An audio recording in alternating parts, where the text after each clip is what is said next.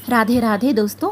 8 अप्रैल को है सोमवती अमावस्या और सोमवती अमावस्या का दिन ऐसा दिन है कि हम अपने पितरों को तृप्त कर सकते हैं, हमारे पितरों को हम प्रसन्न कर सकते हैं। सोमवती अमावस्या का दिन ऐसा है कि शिव शंभू के माध्यम से हमें हमारे पितृ दोष से मुक्ति मिलती है। तो आप इस दिन यह छोटे से उपाय क्या, पूजा कहिए, आप अवश्य कीजिएगा। आप पितर तीर्थ से पीपल के वृक्ष में जल अवश्य दीजिएगा। पितर तीर्थ क्या होता है ये मैं आपको आगे बताती हूँ कि हम जब आचमन करते हैं तो हाथ में हमारे पितर तीर्थ कौन सा कहलाता है।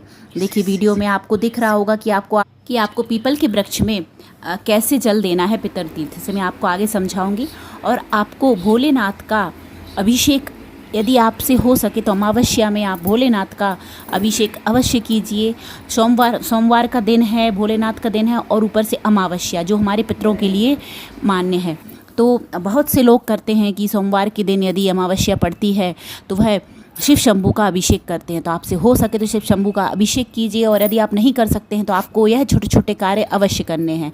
पहला, आपको शिव शंभू को दूध से अभिषेक जरूर करना है, क्योंकि कहते हैं कि आज हम जो भी पूजा पाठ करते हैं सोमवती अमावस्या के दिन वह हमारे पितरों के लिए समर्पित होती है।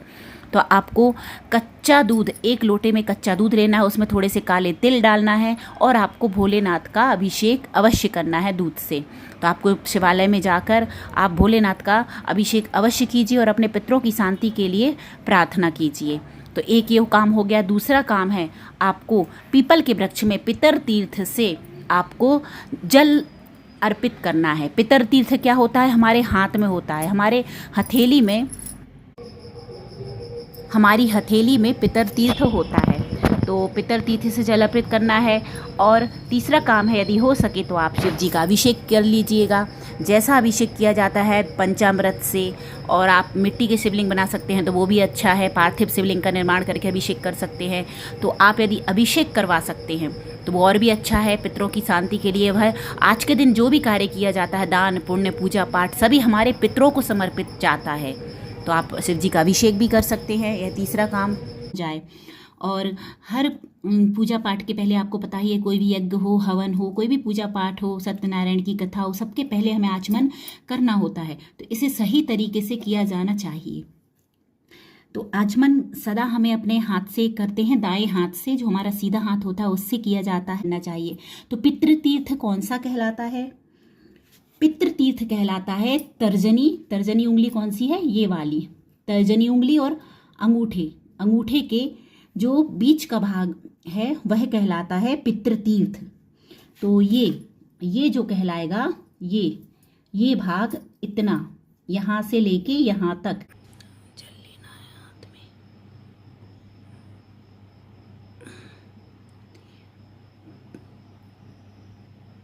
इस हिस्से से आपको ऐसे जल गिराना है।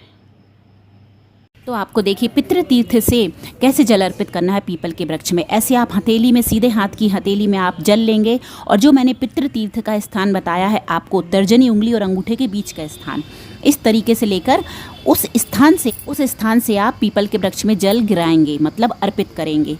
अपने पितरों का ध्यान करते हुए, ओम पितृभ्यो नमः बोलते हुए या ओम पितृभ्यो स्वधा बोलते हुए। ठीक है, तो ये आपको कन्फर्म हो गया और आपको समझ में आ गया होगा कि पितर तीर्थ क्या होता है, पितर तीर्थ से कैसे आपको जल अर्पित करना है पीपल के वृक्ष में। और यदि आचमन का पूरा वीडियो देखना चाहते हैं, पूरा वीडियो को, देव तीर्थ, पितर तीर्थ, ब्रह्म तीर्थ, ये क्या होते हैं हमारे हाथ में, कैसे आचमन करते हैं, तो मेरे चैनल पर अपलोड है।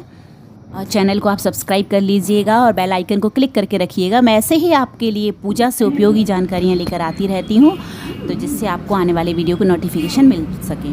तो यह अभी तक हो गया कि आपको कैसे अमावस्या के दिन पीपल के वृक्ष में प्रातः काल सुबह जाकर आपको जल अर्पित करना है अपने हाथ से पितर तीर्थ से, और ओम पितृभ्यो नमः या फिर ओम पितृभ्यो स्वधा बोलकर जल अर्पित करना है। और आपको 4 परिक्रमा लगाना है, और हो सके तो आप कच्चा सूत भी लपेटिएगा जब परिक्रमा लगाएं 4 बार।